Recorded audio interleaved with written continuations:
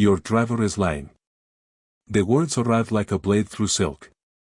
Quiet enough to slip beneath the music, the laughter, the clink of crystal, and the careful hum of 200 powerful people performing wealth for one another. But sharp enough to stop a billionaire mid-step. Marcus Ellington turned slowly toward the voice. At 48, Marcus had spent 2 decades building one of America's largest logistics empires from a single delivery truck and a rented warehouse outside Atlanta. It was a man who read people the way other men read spreadsheets. He trusted facts. He trusted evidence. And above everything else, he trusted the people closest to him. The music still floated beneath the chandeliers. Waters still moved between tables carrying silver trays. The annual Ellington Foundation Gala carried on around him as if nothing at all had shifted. But something had. Something invisible. Something in the air itself. He looked down. The girl couldn't have been older than 8. Dark braids tied neatly with blue ribbons. A worn denim backpack hanging against one shoulder. She looked impossibly small among the designer gowns and custom suits filling that room. She was not trembling. She was not seeking attention. She was not asking for anything. She was looking at him with the kind of steady certainty that most adults spend a lifetime trying to fake. "Excuse-me?" Marcus asked quietly. The girl glanced around, checking that no one else could hear. Then she stepped closer. "Your driver is lying," she whispered again. Marcus blinked. Across the room, Daniel Price stood near the entrance, greeting arriving guests the way he had done for more than a decade. Daniel had driven Marcus through blizzards, board meetings, late-night cross-country flights, emergency hospital visits. It was not just an employee. It was practically family. "What's your name?" Marcus asked. "Ava Brooks." "And why would you say something like that, Ava?" For the first time, uncertainty flickered across her face. She lowered her eyes. Then raised them.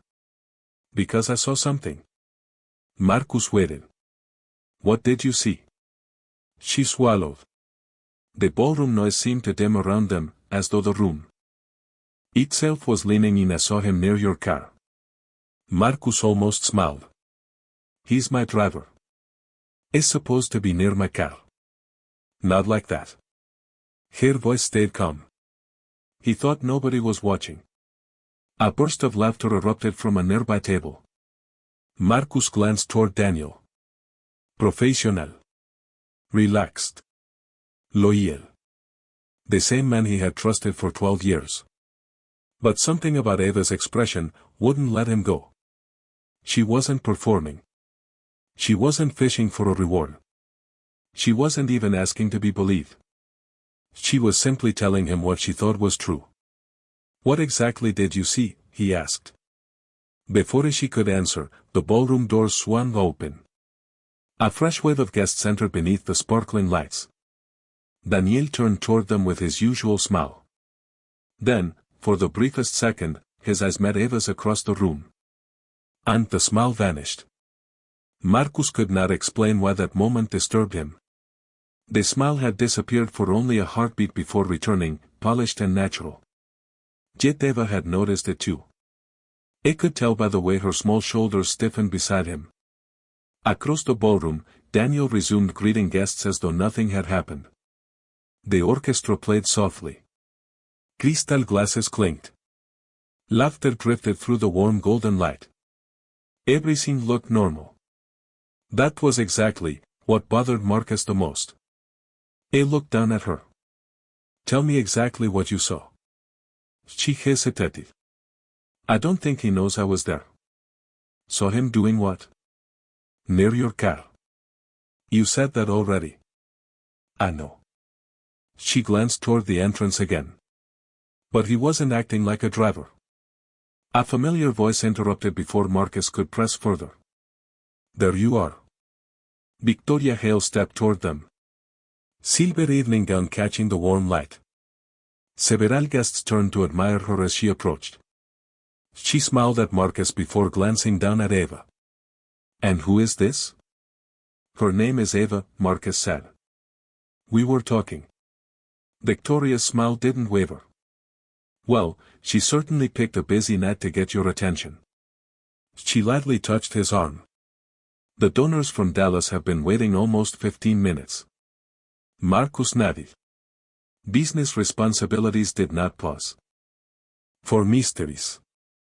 Still, his attention drifted toward Daniel, who now stood beside the coat check area speaking with another employee. Nothing seemed unusual. Nothing seemed suspicious. See. Victoria said gently. Everything is fine. Marcus looked down at Eva one last time. Are you sure about what you saw? She met his gaze without blinking. Yes, sir. No drama. No excitement. No attempt to impress. Just certainty. Marcus had negotiated billion-dollar contracts for 20 years. He knew when people exaggerated. He knew when they wanted something. Eva wanted nothing. That fact stayed with him long after he excused himself and followed Victoria toward the donor reception area. 20 minutes later, the gala was operating at full capacity. Marcus smiled for photographs. Shook hands. Thanked supporters. But the conversation wouldn't leave. Every time he spotted Daniel near the entrance, he studied him a second longer than usual. Every time he saw Eva sitting quietly near a dessert table, he remembered the certainty in her voice. Finally, he checked his watch. Just past 9. His vehicle would be waiting outside, as always. He told Victoria he'd return shortly, then walked toward the main entrance. Cool October air greeted him the moment the doors opened. Beyond the valet area, a row of luxury vehicles gleamed beneath the city lights. Daniel stepped forward immediately. Everything all right, sir? Marcus studied him carefully. Perfectly fine. Daniel smiled. Ready whenever you are. Marcus looked past him toward the black Rolls-Royce parked near the curb. Then he heard Eva's voice in his memory. Claire. Certain. Not acting like a driver. For several seconds, he stood completely still. Daniel waited patiently. Ballas continued working around them. Traffic passed steady beyond the hotel entrance. Then Marcus made a decision that surprised even himself. Open the car, he said quietly. And for the first time that evening. Daniel did not answer immediately. The night air seemed colder after that pause. Marcus watched carefully, waiting for the instant response he had heard 1,000 times before. Usually Daniel was already reaching for the door before Marcus finished the sentence. 12 years of muscle memory. This time, a full second passed. Then another. Finally, Daniel forced a small smile and walked toward the Rolls-Royce. Of course, sir. The answer sounded normal. Almost normal. Marcus followed him across the valet lane. The polished black vehicle reflected the hotel lights like dark glass. Several guests passed nearby, laughing, climbing into their own waiting cars. Nobody paid attention to the billionaire and his driver. Daniel opened the rear door. Everything looks fine, he said. Marcus did not move. He stepped closer and looked inside himself. Spotless leather. The faint scent of cedar and expensive polish. Nothing appeared unusual. Daniel folded his hands in front of him. Was there something specific you were looking for? Marcus glanced toward the hotel entrance. Through the glass, he spotted Eva standing near the lobby. She had not left. She was watching. Maybe, Marcus replied. Daniel followed his gaze and noticed the girl. His expression tightened for a fraction of a second. Then it smoothed. The child, he said. She seems very interested in tonight's event. Marcus said nothing. He leaned into the vehicle and examined the floor beneath the rear seat. Checked the center console. Opened the glove compartment. Registration papers. Emergency information. Everything exactly where it should be. Perfect. Todo perfect. After several minutes, Marcus stepped back. Looks like I wasted everyone's time. Relief flashed across Daniel's face. Fast. Almost invisible. Almost. No problem at all, sir, Daniel said. I understand wanting peace of mind. Marcus nodded. It felt foolish. Maybe Victoria was right. Maybe Eva had misread something innocent. Children notice details all the time without understanding their meaning. He turned toward the hotel entrance. The moment he stepped inside, Eva hurried toward him. Did you find it? Marcus smiled gently. Find what? She looked confused. The thing he hid. His smile faded. There was nothing there. For the first time all evening, uncertainty crossed Eva's face. She looked at the floor, thinking hard. That doesn't make sense. Why? She slowly raised her eyes. Because I saw him take something out of the car. Marcus stopped walking. Around them, guests moved through the lobby. A pianist played softly near the lounge. The evening carried on as though nothing important had happened. But Eva's next words made his stomach tighten. He wasn't putting something in, she whispered. He was taking something out. Marcus stared at her. Outside the glass entrance, Daniel was already walking back toward the parking area. And for the first time that night, Marcus realized he might have checked the car too late. He stood motionless for several seconds. The sounds of the gala felt distant now, buried beneath the rhythm of his own thoughts. Ava clutched the strap of her backpack, eyes fixed on the parking area beyond the glass doors. She didn't look proud of being right. She looked concerned. That was what continued to unsettle him. Most people enjoyed proving a billionaire wrong. Ava seemed to wish she had never noticed anything at all. Tell me exactly what happened, he said. She nodded. My aunt works in the hotel kitchen. He was waiting near the service hallway. He went outside because I wanted to see the fancy cars. And I saw your car parked near the loading entrance. Daniel? He was there. She glanced toward the doors again. At first I thought he was cleaning something. Then another car pulled up beside yours. Marcus frowned. What kind of car? A gray sedan. Did you recognize the driver? She shook her head. No, sir. Then what happened? She took a slow breath. Daniel opened the trunk. It took out a small black case. She held her hands several inches apart. Then he gave it to the man from the gray car. Marcus felt the tightening in his chest move deeper. Why did that seem strange to you? She answered instantly. Because he looked around first. Marcus stared at her. Looked around? Like he wanted to make sure nobody could see. The words lingered between them. He looked through the glass toward the parking area. Daniel was speaking with two valet attendants. Calm. Relaxed. Professional. Exactly as he always appeared. Did you see what was inside the case? No. But I think the other man was supposed to leave before anyone noticed. Before Marcus could respond, Victoria appeared beside them. There you are. Her smile faded when she saw their faces. What's going on? Marcus hesitated. Nothing important. Victoria looked at Eva and sighed. Marcus, you can't seriously be investigating stories from a child at a charity gala. She's only trying to help, Marcus said. I'm sure she is. Victoria folded her arms. But Daniel has worked for you for 12 years. Do you trust him? Marcus looked toward the entrance one more time. That argument would usually have ended the discussion. Trust would have been enough. Not tonight. Just then, a hotel staff member hurried across the lobby carrying a clipboard, speaking urgently with the manager. The manager's expression changed immediately. Marcus barely noticed, until a single sentence drifted across the marble floor. The security footage from the loading area is missing. The words hid like ice water. Marcus turned toward the front desk. The manager and security supervisor were speaking in low voices, but their faces told the story before any words could. Victoria stepped beside him.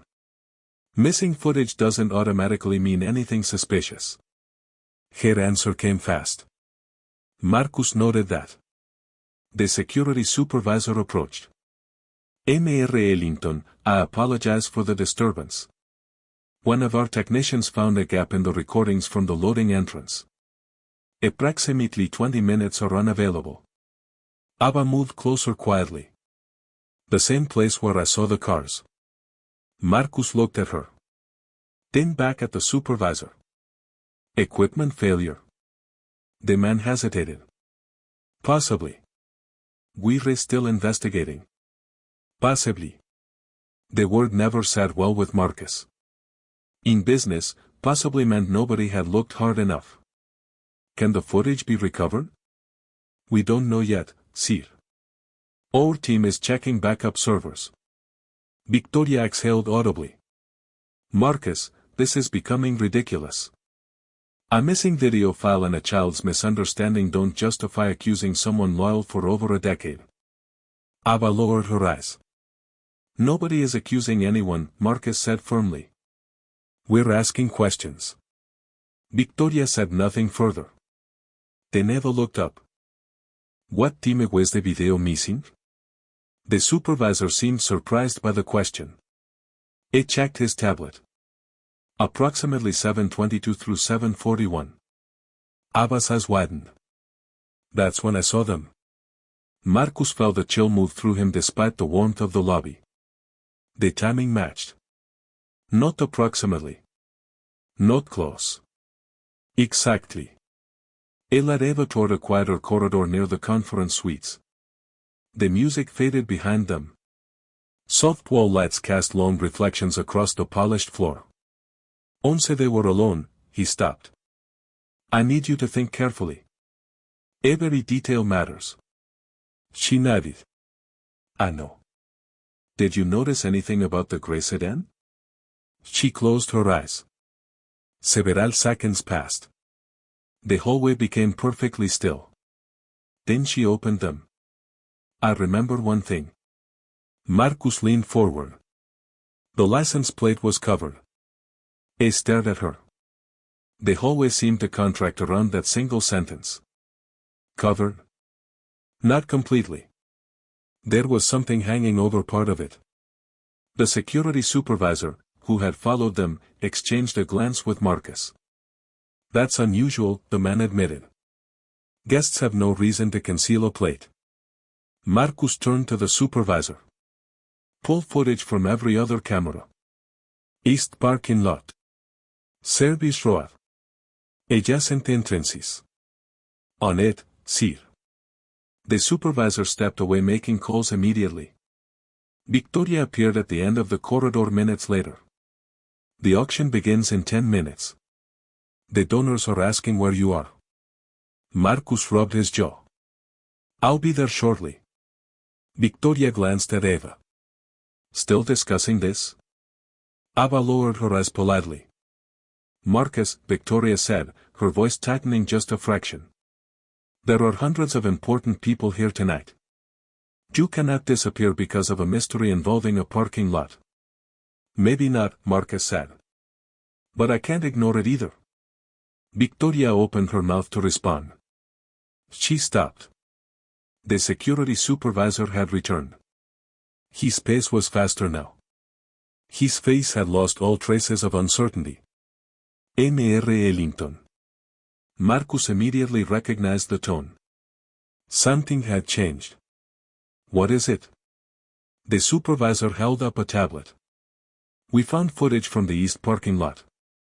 Abba looked up. Instantly. A gray sedan appears exactly where she described. Marcus felt his heartbeat quicken. Can you identify the vehicle? The supervisor zoomed in. Not yet. The plate is partially obscured. Abba's memory had been correct. Again. Every detail. Every team. The supervisor continued scrolling. Then his expression shifted suddenly. It stopped moving. That's strange. Marcus leaned closer. The gray sedan was visible beneath the security lights. Beside it stood Daniel. And in his hand, was the small black case Eva had described. Nobody spoke for several seconds. The image sat frozen on the tablet screen beneath the hallway lights. Daniel beside the gray sedan. The case in his hand. Exactly where Eva had said he would be. Marcus stared at the screen, trying to reconcile what he was seeing with 12 years of loyalty, early mornings, late flights, and a trust he had never once questioned. There has to be an explanation, he said. The supervisor nodded. Possibly, sir. Ava remained silent. She was not smiling. She was not celebrating. She simply watched Marcus, waiting to see what he would do next. Is there more footage? The supervisor tapped the screen. Yes. The video resumed. Daniel approached the gray sedan. A man stepped out from the driver's side, face partially hidden by the angle. They exchanged a few words. Then Daniel handed him the case. Marcus felt his chest tighten. Keep playing. The unknown driver opened the case. Reached inside. Removed several sheets of paper. Looked through them briefly. Then handed the case back. Daniel returned to the Rolls-Royce. The sedan drove away. The footage ended. Victoria folded her arms. That's it? Jube interrupted an entire evening over paperwork. The evidence that had seemed alarming moments earlier suddenly appeared harmless. Business documents were exchanged every day. Contracts. Insurance forms. Event permits. The explanations were endless. Even Eva looked confused. That's not what I expected, she admitted softly. Marcus had Daniel brought to a conference suite. The driver entered looking concerned but composed. He watched the footage carefully. To Marcus's surprise, he didn't appear nervous. If anything, he looked relieved. I was wondering if that would cause confusion, Daniel said. Marcus frowned. You know the man? Yes, sir. Daniel reached into his jacket and removed a folded document. The case contained permit copies for the new youth center your foundation is building on the south side. The contractor requested them before tomorrow's inspection. The dates matched. The project names matched. Every detail matched. Victoria slowly shook her head. Unbelievable. Daniel looked directly at Marcus. I should have informed you. That was my mistake. Marcus stared at the documents, feeling the certainty he had built over the last hour begin to collapse. Then Eva stepped quietly toward the table. Hera settled on the paperwork for only a second. If that's true, she whispered, then why is today's date missing? Daniel looked down at the papers. Victoria frowned. Marcus leaned forward. What do you mean? Ava pointed toward the top corner of one document. The inspection date is tomorrow. But there's no processing date from today. Daniel gave a small laugh. Some forms are printed in advance. Marcus picked up the document himself. Daniel was correct. Nothing obviously suspicious about a missing date. But Eva was still staring at the pages. May I see them? She asked quietly. Victoria threw her hands up. This is absurd. Marcus ignored her. He handed the papers to Eva. The 8-year-old studied them carefully. Eyes moving slowly from one page to the next. Seconds passed. Then nearly a full minute. Nobody spoke. Finally she looked up. These papers aren't all from the same place. Daniel shook his head immediately. Of course they are. Ava pointed to the bottom margin of one page. This one has a different logo. Marcus took the page back and examined it. The difference was subtle. So subtle that most adults would have walked right past it. The logo matched almost perfectly, except for one detail. A single line beneath the company name was slightly thicker than the others. The security supervisor stepped closer. That is strange. Daniel folded his arms. Printing variations happen all the time. It sounded reasonable. Every explanation Daniel offered sounded reasonable. Marcus wanted to believe him. Can we verify where the documents came from? He asked. Absolutely, Daniel said immediately. Call the contractor. Call the project manager. They confirm everything. His confidence filled the room. Even Victoria seemed satisfied. There, she said. This has gone far enough. Marcus nodded slowly. For the first time that evening, he felt his certainty returning. Then the supervisor's phone vibrated. He answered. Listened. And the color slowly drained from his face. What happened? Marcus asked. The supervisor lowered the phone. We contacted the contractor. Nobody moved. And they confirmed receiving the documents. Victoria released a relieved breath. Daniel remained calm. Marcus felt the tension leaving his shoulders. Then the supervisor continued. But they say the documents were delivered 3 weeks ago. The room froze. Daniel's expression didn't change. Not at first. But Eva saw it. Marcus saw it a second later. For the briefest moment, the driver's eyes shifted. Not toward the contractor's name. Not toward the paperwork. Toward the exit. And Marcus understood, finally, that the most important question had never been what Daniel delivered tonight.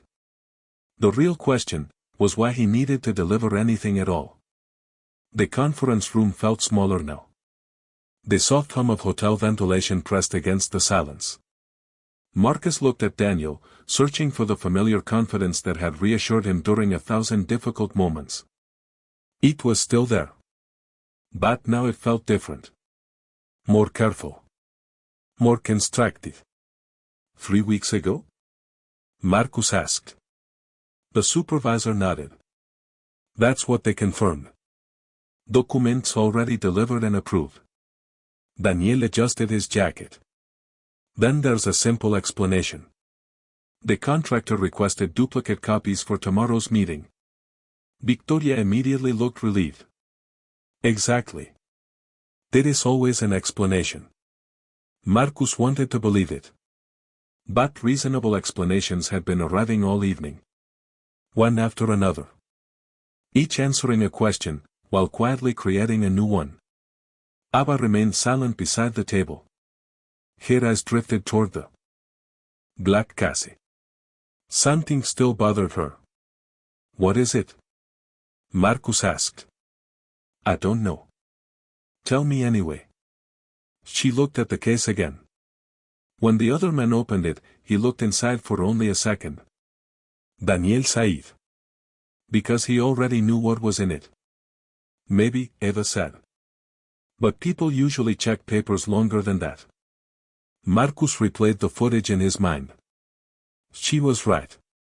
The unknown man had glanced inside the case for barely a moment before returning it. That had seemed normal at the time. Now he wasn't sure. Zoom in further, Marcus said. The supervisor enhanced the frame as much as possible. The sedan beneath the security lights. Daniel approaching. The case changing hands. The unknown man opening it. Then Marcus noticed something he had missed before. The man never removed the papers from the center compartment. Instead, his hand briefly moved toward the inside edge of the case itself. Stop. The image froze. Enlarge that section. The picture became grainy. But clear enough.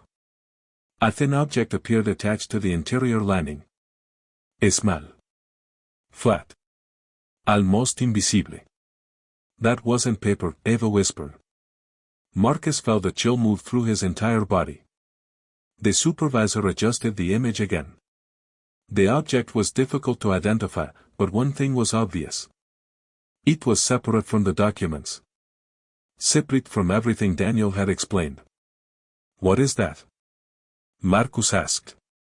Before Daniel could answer, the supervisor's phone rang again. He listened for several seconds. Looked up with stunned eyes. Mr. Ellington.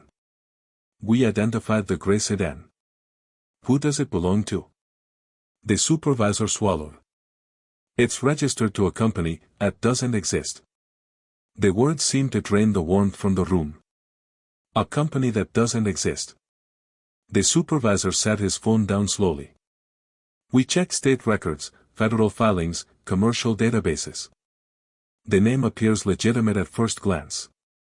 But there are no employees. No office. No operating history. Marcus looked at Daniel. Do you know anything about that company? No, sir. Then why meet with someone driving a vehicle registered to it? I didn't ask for identification, Daniel said. I was told a contractor. Representative would arrive. That's all. It sounded reasonable. Again. Every answer perfectly constructed. Not defensive. Not emotional. Used believable enough to survive scrutiny. Abba stood quietly beside the table, staring at the frozen image on the screen. The enlarged frame still showed the mysterious object inside the case. Can we find the man? She asked. The supervisor pulled up footage from nearby intersections. The gray sedan leaving the hotel property. Turning onto a service road. Captured 2 blocks away. Entering downtown traffic. Then, vanishing. That's impossible, Victoria said. Cars don't simply disappear. Usually they don't, the supervisor replied. But this vehicle left every major camera network within 6 minutes. Marcus stared at the screen. The city was covered by thousands of cameras. Traffic systems. Parking garages. Commercial buildings. Finding a vehicle should have been routine. This one had dissolved into the night. Can you zoom in more? Abba asked. The resolution is already stretched. Please. He enlarged the frame another level. Granny.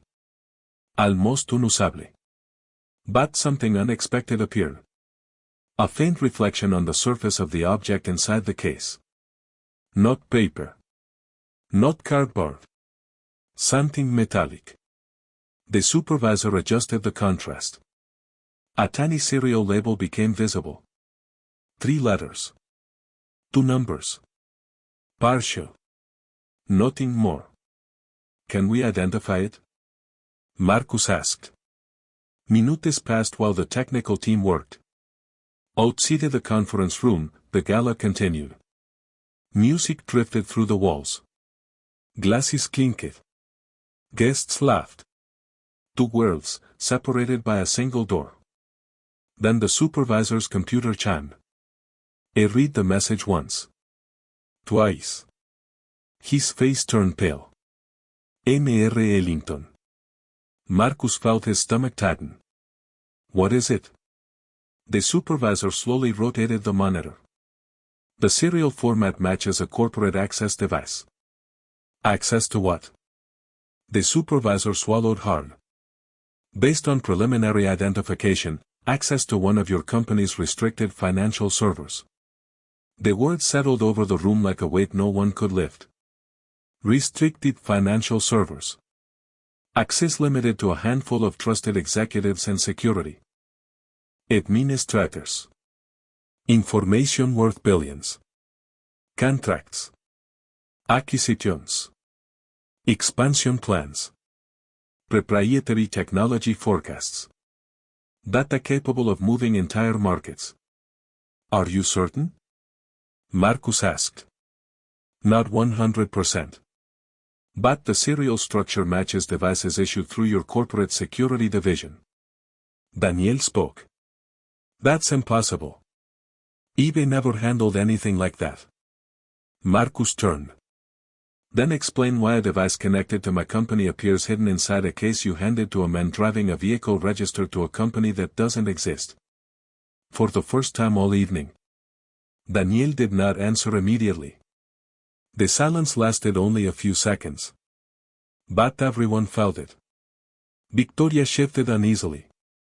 Ava remained perfectly still. Daniel exhaled. Because I didn't know it was there. Marcus narrowed his eyes. You expect me to believe that? It's the truth. He pointed toward the frozen image. The case was given to me, by someone else. The room stopped breathing. Who? Marcus asked. Daniel looked directly at him. I don't think you're going to like the answer. Nobody moved. Beyond the conference room walls, applause erupted from the ballroom as the charity auction began. The sound felt impossibly distant. Tell me, Marcus said. Daniel hesitated. Then he spoke a single name. Victoria. The silence that followed was not shock. It was something deeper. Marcus slowly turned toward his fiancée. Victoria's face had gone still. That's ridiculous, she said. Daniel continued. 3 days ago, she gave me the case and said a contractor representative would collect it tonight. Victoria laughed sharply. You can't be serious. I am. Marcus stared between them. 12 years of trust on one side. 5 years of love on the other. Neither felt real. Neither felt impossible. Victoria, he asked quietly. She folded her arms. This is exactly what happens when people become obsessed with conspiracy theories. Eva's eyes drifted toward the conference table. Something had caught her attention. While the adults argued, she noticed a small silver key card partially visible inside Victoria's evening clutch. The logo on its corner looked familiar. Very familiar. Ava stepped slowly toward the monitor and compared it to the enlarged image of the device inside the case. Then her eyes widened. Mr. Ellington, she whispered. I think I've seen that symbol before. Every eye in the room turned toward the 8-year-old. Eva stood beside the conference table, her gaze fixed on the silver key card partially visible inside Victoria's clutch. What symbol? Marcus asked. Ava pointed carefully. The one on her card. Victoria closed her clutch instantly. The movement was quick. Instinctive. Too quick. Marcus noticed. Daniel noticed. The supervisor noticed. Let me see it, Marcus said. Victoria forced a smile. It's a hotel access card. Then let me see it. The smile disappeared. Several seconds passed. Nobody moved. Then Victoria slowly removed the card and placed it on the table. Marcus picked it up. The silver surface reflected the conference room lights. At first glance, it appeared ordinary. Then he noticed the small emblem in the corner. His expression changed instantly. He knew that symbol. The supervisor knew it too. It belonged to Ellington Global's internal technology division. Those cards were not issued to guests. They were not souvenirs. They were restricted corporate credentials. Executive level clearance. Why do you have this? Marcus asked. Victoria folded her arms. You gave it to me months ago. No. Marcus shook his head. I gave you visitor access. This is executive level. Ava looked at the enlarged image on the monitor. The symbol is the same. The supervisor compared the card to the image from the black case. Shops. Division. Security designation. A perfect match. Victoria's composure began to crack. This proves nothing. Then explain it, Marcus said. I don't need to explain anything. Actually, the supervisor interrupted quietly, you might. He looked down at his tablet. A new report had just arrived from the technical team. His eyes widened. Mr. Ellington. What now? We recovered part of the deleted footage from the loading entrance. Nobody breathed. He tapped the screen. Granny video appeared. The timestamp matched the missing 20-minute window. Damaged but usable. Marcus stepped closer. So did everyone else. The recording showed the gray sedan arriving. Daniel approaching with the black case. Then, just before the exchange, another figure entered the frame. A woman. The image sharpened slightly. Her face became visible beneath the security lights. Marcus felt the blood drain from his face. It was Victoria. Nobody spoke. The recording continued. Victoria handed something to the unknown driver. The man placed it inside the black case. Moments later, Daniel arrived and carried the case to the vehicle. He never knew what was really inside. The footage ended. Marcus looked at Daniel. The driver's shoulders sagged, with relief. Then Marcus turned toward Victoria. For the first time all evening, she had no explanation. And for the first time since this began, Eva realized the truth had been hiding in plain sight, from the very beginning. For a long moment, no one spoke. The recovered footage remained frozen on the monitor. Marcus stared at Victoria as though he were looking at a stranger. 5 years of memories seemed to unravel in silence. Every explanation she had offered throughout the evening. Every interruption. Every dismissal. Every attempt to redirect attention away from Eva's warning.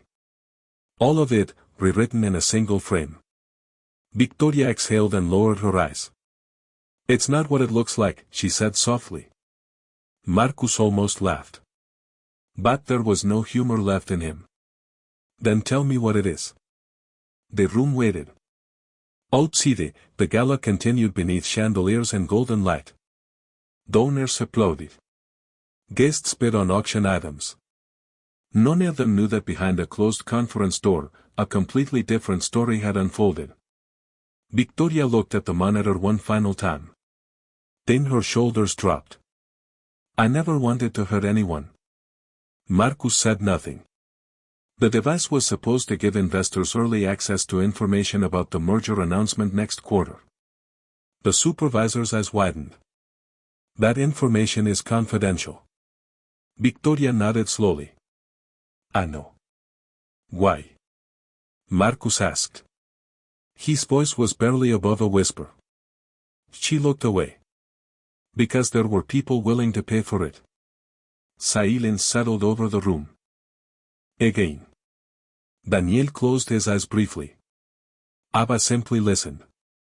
She didn't fully understand corporate mergers or restricted data. But she understood truth. And the truth had finally arrived. Victoria swallowed. "I told myself nobody would get hurt. I convinced myself it was only information." Marcus stared at her. "You used my trust." She looked down. "Yes."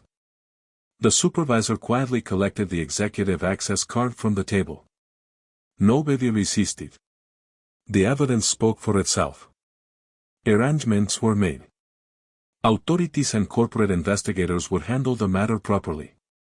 The tension that had dominated the evening began, slowly, to fade. Not because it was simple. Not because it was painless. But because uncertainty had finally been replaced by truth. Marcus walked toward the hallway window overlooking the ballroom below. Hundreds of people. Lives in motion. Conversations still flowing. The world had not stopped. After a moment, he turned back. Ava stood quietly near the doorway, adjusting the strap of her worn denim backpack. She looked ready to leave. "Ava." She looked up. He crossed the room and lowered himself so their eyes met. "You could have stayed silent tonight." She shrugged. It didn't feel right.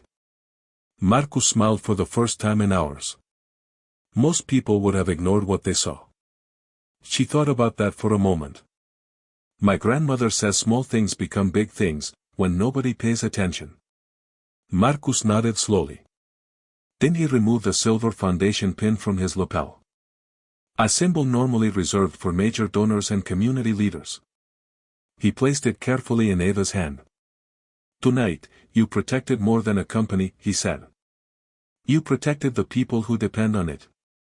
She looked at the pin, surprised. Within months, the Ellington Foundation launched a new scholarship program dedicated to young people who demonstrated courage, honesty, and leadership. The first scholarship carried a simple name: the Ava Brooks Promise. Years later, Marcus would still remember the moment everything changed. Not the missing footage. Not the mysterious sedan. Not even the betrayal of someone he had loved. What he remembered most was a quiet voice in a crowded room. And the courage of a little girl who refused to ignore what everyone else had failed to see. Because sometimes, the truth does not arrive in a boardroom. It does not arrive from wealth, or title, or the kind of power that fills a ballroom with golden light. Sometimes, it arrives in worn sneakers and blue ribbons. Carrying a backpack. Standing at the edge of a room that was never built for her. And speaking anyway.